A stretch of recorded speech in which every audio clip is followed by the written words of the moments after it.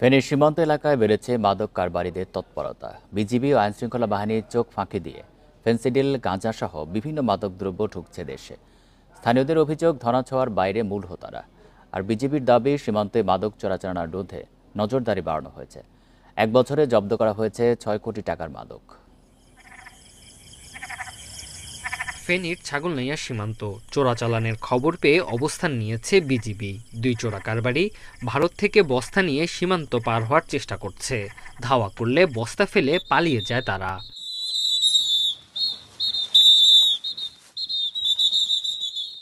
এই ধাওয়া করা মালটা কি করে ওরা ফালাইতে চলে যায়, তখন আমরা কি করি, মাল যখন আটক করি তখন ওদেরকে আটক করতে সক্ষম হই না। কর্দমাক্ত জায়গাতে চলাফেরা খুব কঠিন হয়, যার জন্য এই মাদক, তারপর বিভিন্ন যে চোরাচালানি পণ্যগুলো আছে, এগুলো আমাদের আটক করতে বিভিন্ন ধরনের বাধার সম্মুখীন হতে হয়। স্থানীয়রা বলছেন, সম্প্রতি ফেনীর ফুলগাজী, পরশুরাম ও ছাগলনাইয়া সীমান্তে চোরাচালান ও মাদক পাচার বেড়েছে। সীমান্তে বিজিবির কড়া অবস্থানের কারণে ধরা পড়ছে গাঁজা, ইয়াবাসহ বিভিন্ন মাদকদ্রব্য। তবে ধরাছোঁয়ার বাইরে মূল হোতারা।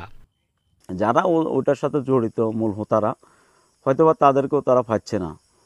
তো আমাদের দাবি হলো, তাদেরকে যদি পায়, মাদকের সাথে যারা জড়িত তাদেরকে গ্রেপ্তার করার জন্য প্রশাসনকে বলবো। চোরাচালানি আগেও হয়েছে, এখনো হয় টুকটাক, কিন্তু তারা অনেক দক্ষতার সাথে কাজ করি চোরাচালানিকে আটক করতে, মালামাল আটক করতে সক্ষম হয়। সীমান্তে গোয়েন্দা নজরদারি ও অভিযান বাড়ানো হয়েছে জানিয়ে বিজিবি বলছে, মাদকের বিরুদ্ধে জিরো টলারেন্স নীতি অনুসরণ করা হচ্ছে।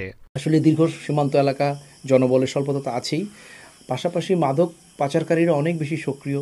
তাদের নিজস্ব সেন্ট্রি বিভিন্ন জায়গায় ডেপ্লয় থাকে, তাদের স্কট থাকে, তাদেরকে ফাঁকি দিয়েও কিন্তু আমরা প্রচুর মাদক ধরে থাকি। ফেনী বিজিবি ব্যাটালিয়ন 4-এর আওতায় 102.9 কিলোমিটার সীমান্তে গেল 1 বছরে 6 কোটি টাকার মাদক জব্দ করা হয়েছে। Independent news.